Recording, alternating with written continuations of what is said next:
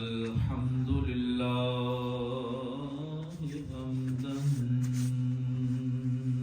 طيبا كثيرا كثيرا ونصلي ونسلم على رسوله النبي الأمي القريشي الهاشمي المطلبي وعلى آله الطيبين الطاهرين المطهرين الأكملين الأجملين المعصومين وعلى آله وأصحابه وأزواجه وأولاده أجمعين.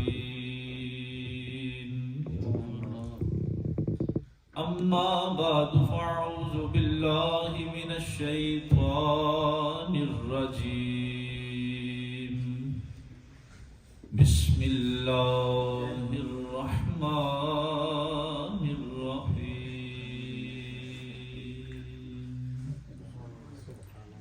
سبحان الذي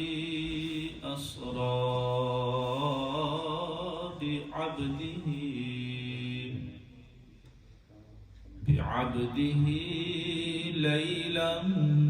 من المسجد الحرام إلى المسجد الأقصى. سبحان الله. صدق الله العظيم. قال الله تعالى في مقام الآخر في شان حق حبيبه مخبرا وآمرا. إن الله وملائكته يصلون على النبي يا أيها الذين آمنوا صلوا عليه وسلموا تسليما.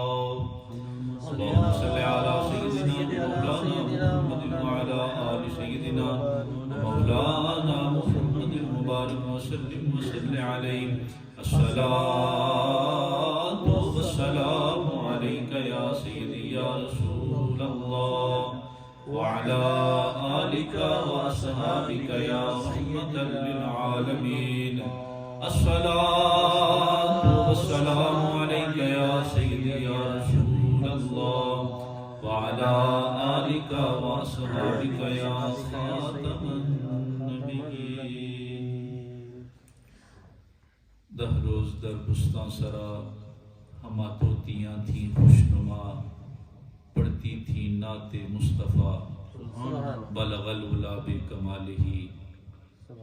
دہ روز در بستان سرا ہما طوطیاں تھیں خوشنما، پڑھتی تھی نعت مصطفیٰ بلغ العلا بکمالہ. بلبلیں بھی سو بسو لے لے کے ہر ایک گل کی بو، کرتی تھی باہم گفتگو کشفت تجا بجمالہ. کمریاں بھی شوق میں ڈالے ہوئے سر توک میں، کہتی تھی اپنے ذوق میں حسنت جمیع و خصالہ. اور چڑیوں کے سن کے چہچہے انسان بھلا چپ کیوں رہے، لازم ہے اس پہ یوں کہے صلو علیہ وآلہ صلو علیہ وآلہ. میرے انتہائی عزتوں کے لائق ذی وقار و ذی احتشام جملہ سامعین و ناظرین، اللہ رب العالمین کا بے پایاں شکر و احسان ہے کہ جس مالک نے مجھے اور آپ کو اپنی اس زمین پہ پھیلے ہوئے مشرق سے لے کے مغرب تک، شمال سے لے کے جنوب تک، اربوں انسانوں میں سے اور تقریباً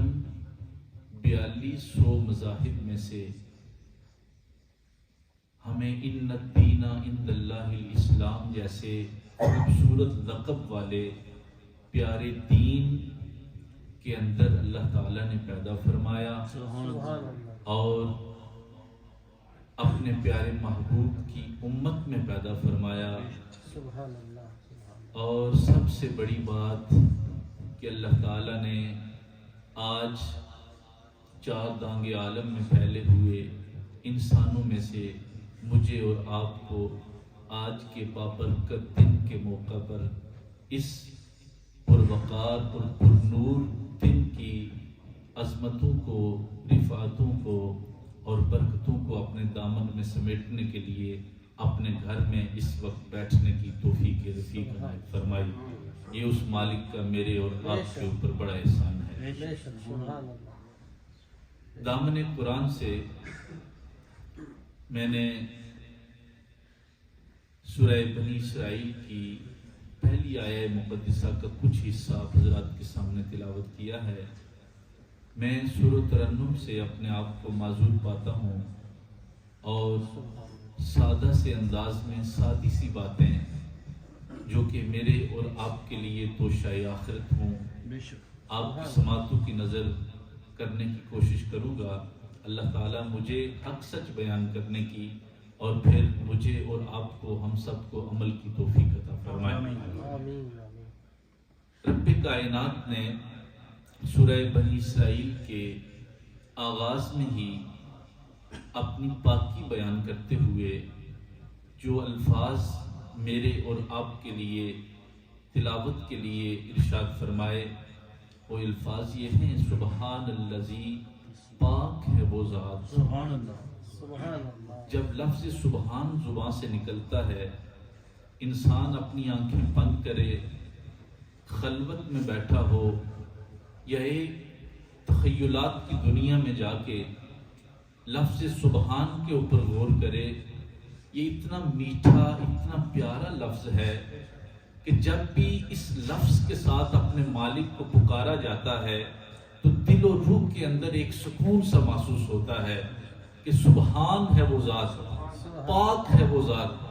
اور اس لفظ کے اندر اتنی چاشنی، اتنا سرور ہے، اتنی مٹھاس ہے کہ جو ہی یہ لفظ انسان اپنی زبان سے ادا کرتا ہے تو اپنا اور اپنے رب کے ساتھ ایک تعلق اپنے دل و روح کے اندر محسوس کرتا ہے. اسی لیے اللہ تعالیٰ نے اتنا بڑا معجزہ جو اپنے محبوب کو عطا فرمایا. قرآن کے بعد سب سے بڑا معجزہ یہ معجزہ معراج ہے جو اللہ تعالیٰ نے اپنے محبوب کو عطا فرمایا، جس کا ابھی ذکر ہونے جا رہا ہے. جب اللہ تعالیٰ نے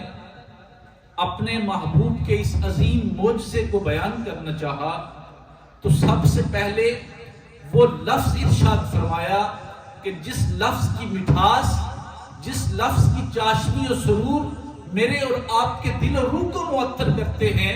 تو گویا ہم اپنے دل و روح کو پاک کر کے، صاف اور اجلا کر کے پھر ہم اگلے موضوع کے لیے تیار ہوں گے کہ باری تعالیٰ تو واقعی پاک ہے، تیری شان عظمتوں والی ہے، اب بتا کہ تو بتانا کیا چاہتا ہے، تو اعلان کیا کرنا چاہتا ہے. پھر باری تعالیٰ نے فرمایا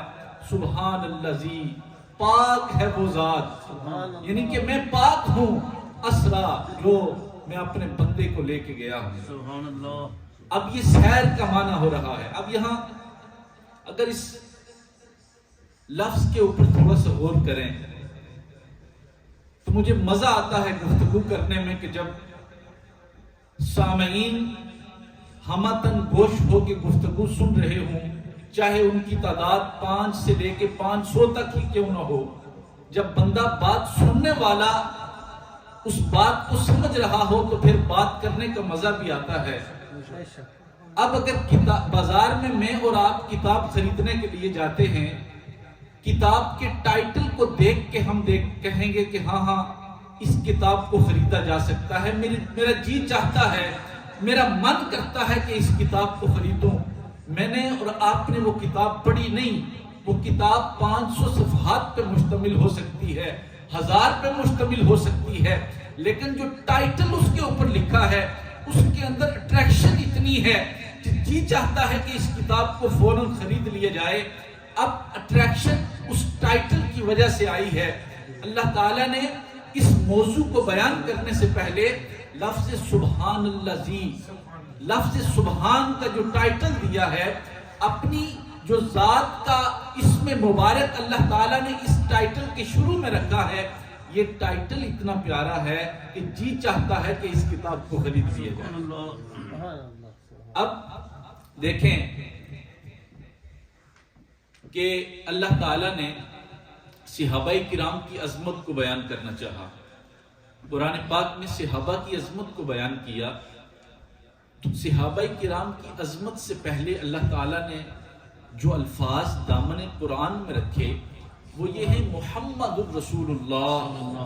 محمد اللہ کے رسول ہیں، والذین معہ اشداء علی الکفار رحماء بینہم، کہ جو لوگ ان کے ساتھی ہیں، جو ان کے صحابہ کرام ہیں، ان کی شان یہ ہے، ان کی شان یہ ہے، وہ یہ عظمت رکھتے ہیں۔ لیکن بات شان صحابہ کی ہو رہی ہے، ٹائٹل اللہ تعالیٰ نے عنوان اپنے محبوب کو بنایا ہے، عنوان اور ٹائٹل اللہ تعالیٰ نے اپنے محبوب کا بیان کر کے آگے شان صحابہ کرام کی بیان کی ہے۔ اب اس آیہ مقدسہ کے اندر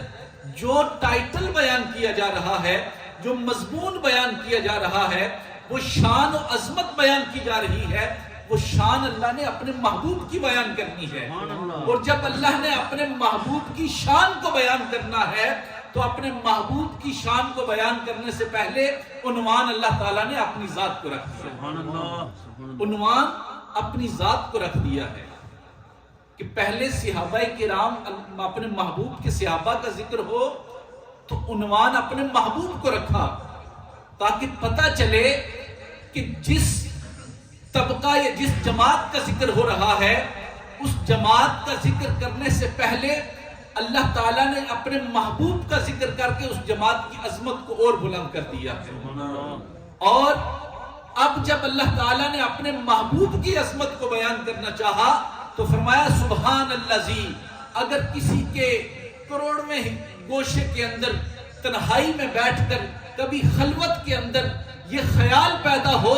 کہ وہ محبوب اس زمین سے عرش اولا پہ نہیں جا سکتا تو سنو سبحان الذی یسرا، پاک ہے وہ ذات۔ اگر چیلنج کرنا چاہتے ہو تو مجھے چیلنج کرو، محبوب کو چیلنج نہیں کر سکتے۔ اور پھر یہ الفاظ میرے اور آپ کے سامنے موجود ہیں، یہاں اللہ تعالیٰ کے محبوب نے نہیں فرمایا کہ میں ام ہانی کے گھر سے عرش اولا پر سیر کے لیے گیا، یہ اللہ کے محبوب کی طرف سے اعلان نہیں ہے کہ میں گیا ہوں میری بات کو مانو۔ مشرکین مکہ تو ویسے ہی بہانے ڈھونڈ رہے تھے، منکرین مکہ تو اس وقت میرے اور آپ کے محبوب کے اوپر اذیتوں کے پہاڑ گرا رہے تھے۔ وہ جب میرے محبوب خود اعلان فرماتے کہ میں گیا ہوں، انہوں نے تو اور زیادہ شور شرابہ کرنا تھا، لیکن جب میرے محبوب گئے ہو کے واپس آئے تو رب کائنات نے اعلان فرما دیا کہ اگر جواب مانگنا چاہتے ہو، اگر دلیل مانگنا چاہتے ہو تو یہ دعویٰ میرے محبوب کا نہیں، یہ دعویٰ میرا ہے، میں رب اعلان کر رہا ہوں سبحان الذی یسرا، پاک ہے وہ ذات جو اپنے محبوب کو لے گئی، یہ دعویٰ میرا ہے، دلیل بھی مجھ سے مانگو۔ یہ دعویٰ میرے رب نے کیا ہے۔ اب اللہ تعالیٰ کے پیارے محبوب صلی اللہ علیہ وسلم آپ کا سفر معراج شروع ہوتا ہے۔ وقت کے دامن میں اتنی گنجائش نہیں کہ اس پورے مضمون کو یہاں ایک قلیل اور تھوڑے وقت کے اندر سمیٹا جائے۔ میں چند ایک چیزیں جو میرے اور آپ کے دل و روح کو معطر کرنے کے لیے کافی ہوں گی، میں کوشش کروں گا کہ وہ آپ حضرات کے سامنے رکھوں۔ کریم آقا علیہ الصلوۃ والسلام ام ہانی کے گھر تشریف فرما آرام فرما ہیں، اور یہ محبوب و محب کا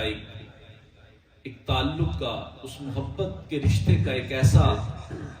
ایک انداز ہے کہ جس کو رہتی دنیا تک تا صبح قیامت جو بھی مرد مومن اس آیہ مقدسہ کو پڑھے گا اور اس واقعہ معراج کو سمجھنے کی کوشش کرے گا، اس کے دل و روح کے اندر ایک عجیب سی کیفیت اور مٹھاس محسوس ہوتی رہے گی، اور یہ ہر مسلمان کے لیے زندگی بھر کے لیے اپنے محبوب کے ساتھ تعلق کو مضبوط کرنے کا ایک نسخہ اس آیہ مقدسہ کے اندر موجود ہے۔ کریم آقا علیہ الصلوۃ والسلام اب جب کسی کو دعوت دی جاتی ہے تو یا تو انویٹیشن کارڈ دیا جاتا ہے کہ آپ میرے ہاں تشریف لے آئیے، آپ کو آج فلاں دن اور فلاں تاریخ کو میرے گھر میں دعوت ہے، آپ تشریف لے آئیں۔ ایسا بھی ہو سکتا تھا کہ اللہ تعالیٰ اپنے محبوب کو فرماتے کہ اے محبوب، میں آپ کو بلانا چاہتا ہوں، آپ فلاں تاریخ کو آ جائیے۔ میرے محبوب تیار ہوتے، صحابہ کرام کو بتاتے کہ آج میں ملاقات کے لیے جا رہا ہوں، اور پھر اللہ تعالیٰ ایک سبب کرتا، کوئی بھی اسباب میں سے کوئی ایک ایسا سبب ہوتا کہ آپ اللہ کے حضور ملاقات کے لیے پہنچ جاتے۔ دوسرا طریقہ یہ ہوتا ہے کہ جب میں اور آپ کسی کو دعوت دیتے ہیں تو اپنے کسی بندے کو کہتے ہیں کہ جاؤ ان کو ساتھ لے کے آؤ، وہ میرے مہمان ہیں، آج میں ان کو اپنے گھر میں مہمان دیکھنا چاہتا ہوں۔ اور تیسرا یہ ہوتا ہے کہ بندہ اپنے خاص ایک ایسے نمائندے کو بھیجے کہ جس کا بھیجنا ہی ایسی دلیل بن جائے کہ یقیناً جو آنے والا مہمان ہے وہ عام مہمان نہیں، وہ کوئی خاص مہمان آنے والا ہے۔ اللہ تعالیٰ کی نورانی مخلوق کے جو رہنما ہیں، رہبر ہیں، سربراہ ہیں، قائد ہیں، حضرت جبریل علیہ السلام، آپ کو اللہ تعالیٰ نے حکم دیا کہ اے جبریل جاؤ اور میرے محبوب کو اپنے ہزاروں کے فرشتوں کے لشکر کے ساتھ ان کے جرمٹ میں بٹھا کر میری بارگاہ میں پیش کرو۔ اب جبریل علیہ السلام جو سب سے فرشتوں کا سردار فرشتہ ہے، ہزاروں فرشتوں کو لے کر، جس نے حضرت آدم علیہ السلام سے لے کے حضرت عیسیٰ علیہ السلام تک ہر نبی کے ہاں اللہ کا پیغام پہنچایا ہے، وہ فرشتہ آج میرے محبوب کا قاصد بن کے، رب کا قاصد بن کے میرے محبوب کے ہاں دعوت نامہ لیے ہوئے حاضر ہوتا ہے۔ جب دروازے کو کھٹکھٹانے کا معاملہ آیا، اللہ تعالیٰ نے فرمایا کہ نہیں، اے جبریل تیری جرت کہ تو میرے محبوب کے دروازے کو دستک دے، تیری جرت کہ تو میرے محبوب کے دروازے کو کھٹکھٹائے، نہیں اے جبریل نہیں، اگر تو نے میرے محبوب کے دروازے کو دستک دی تو میرے محبوب کی نیند میں خلل آئے گا، اور محب کبھی محبوب کی کسی بھی ادا کو جو محبوب کی جو طبیعت کے اوپر گراں گزرتی ہو کبھی برداشت نہیں کیا کرتا۔ اللہ تعالیٰ نے حکم دیا کہ چھت سے جاؤ، چھت سے آئے، حضرت جبریل علیہ السلام نے میرے محبوب کے قدمین مبارک کو اپنے کافوری ہونٹوں کے ساتھ بوسہ دیا،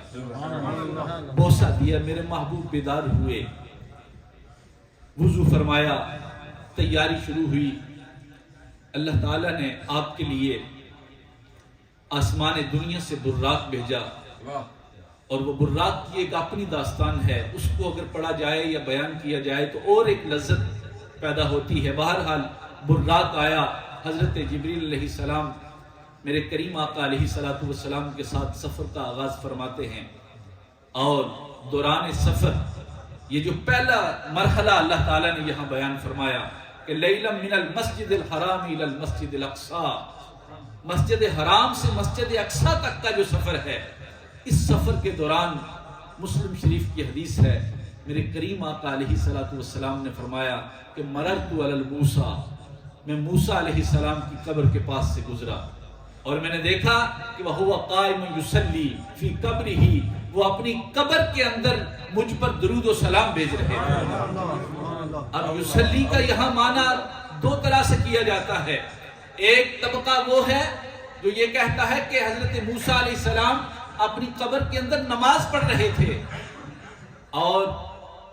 اس میں یصلی کا معنی تقریباً 54 میننگز ہیں، 54 معنی یصلی کے معنی بیان ہوئے ہیں، جس میں سب سے مشہور دو معنی ہیں، ایک ہے نماز پڑھنا اور ایک ہے میرے کریم آقا علیہ السلام کی ذات پر درود و سلام بھیجنا، جس طرح ان اللہ و ملائکتہ یصلون علی النبی۔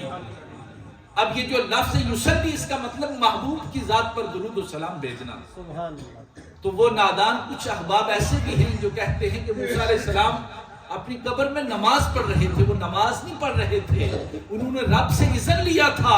کہ اے باری تعالیٰ میں چاہتا ہوں کہ تیرا محبوب میری آشیانے میری قبر کے پاس سے گزر رہا ہے، میں تجھ سے اجازت طلب کرتا ہوں، اے باری تعالیٰ جب وہ میری قبر کے پاس سے گزرے، تو مجھے اتنی اجازت عطا فرما کہ میں اپنی قبر میں کھڑا ہو کر تیرے محبوب پر درود و سلام بھیج سکوں۔ اللہ تعالیٰ نے حضرت موسیٰ علیہ السلام کی یہ دعا قبول فرمائی، اور پھر دوسری دعا یہ مانگی کہ باری تعالیٰ دوسری دعا یہ مانگتا ہوں کہ جب مسجد اقصیٰ میں 1,24,000 کم و بیش انبیاء وہاں موجود ہوں گے، اور وہ سارے انبیاء کرام تیرے محبوب کا، میرے محبوب کا، کل جہان کے محبوب کا مسجد اقصیٰ کے اندر استقبال کریں گے، اے باری تعالیٰ میں اس اعزاز سے بھی محروم نہیں رہنا چاہتا۔ باری تعالیٰ جب تیرے محبوب کی سواری میرے پاس سے گزرے، پہلی اجازت مجھے یہ دے کہ میں تیرے محبوب پر درود و سلام بھیجوں، اور دوسرا میرے اوپر مہربانی یہ فرما کہ میں انبیاء کرام کی صف میں کھڑا ہو کر تیرے محبوب کا استقبال کروں۔ اللہ تعالیٰ نے دونوں دعائیں قبول فرمائی۔ یہاں ایک اور بھی میں ذکر کرتا چلوں، بعض سوال ذہن میں ہوتا ہے کہ اللہ کے محبوب کی سواری گزری، موسیٰ علیہ السلام کھڑے اپنی قبر میں درود و سلام بھیج رہے تھے،